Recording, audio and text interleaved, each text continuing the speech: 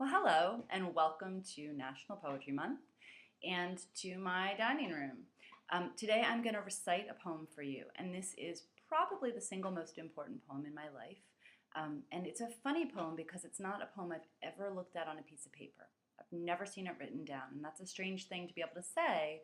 But when I was a little girl, my dad used to read me this poem every night before I went to bed, the same way that a lot of people get sung songs before bed, which he also did.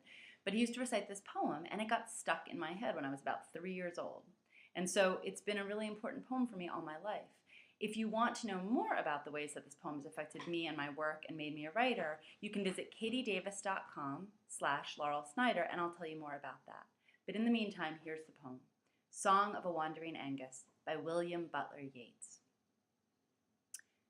I went out to a hazelwood because a fire was in my head, and cut and peeled a hazel wand and hooked a berry to a thread.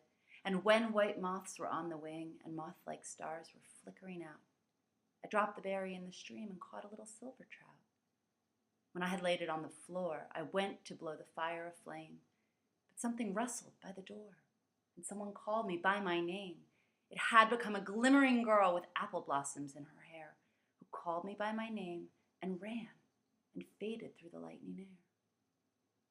Though I am old with wandering through hollow lands and hilly lands, I will find out where she has gone, and kiss her lips and take her hands, and walk among long dappled grass, and pluck till time and times are done the silver apples of the moon, the golden apples of the sun.